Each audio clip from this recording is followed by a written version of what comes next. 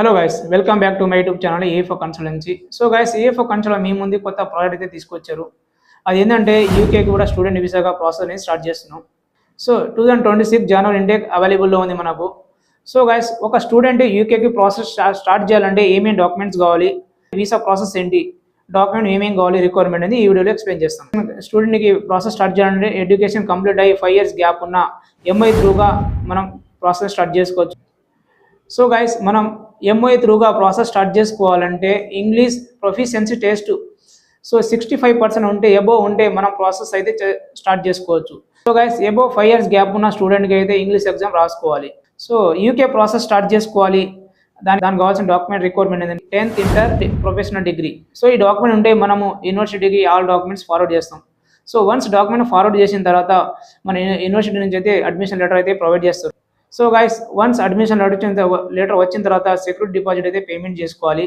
Security deposit అయిపోయిన తర్వాత మనకు కండిషన్ ఆర్ అన్కండిషన్ లెటర్ అయితే మనకు ప్రొవైడ్ చేస్తారు. కండిషన్ అంటే ఏంటి అంటే మన ఈ డాక్యుమెంట్స్ ఏమైనా ప్రాబ్లం ఉన్నా యూనివర్సిటీ నుంచి ఒక ఇంటర్వ్యూ అయితే కండక్ట్ చేస్తారు.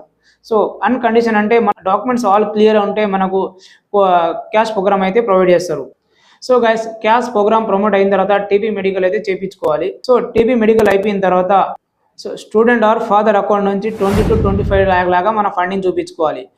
దీని తర్వాత మనకు ఒక ఇన్సూరెన్స్ అయితే అప్లై చేసుకోవాలి. సో ఈ ఆల్ డాక్యుమెంట్ క్యారీ చేసుకొని మనం ఈ వీసాకి అయితే అప్లై చేస్తాం. సో ఈ మన యూకేకి కావాల్సిన డాక్యుమెంట్స్, ఎవరైనా యూకే వెళ్ళాలి ప్రాసెస్ స్టార్ట్ చేసుకోవాలంటే ఈ డాక్యుమెంట్ ఖచ్చితంగా మ్యాండటరీ.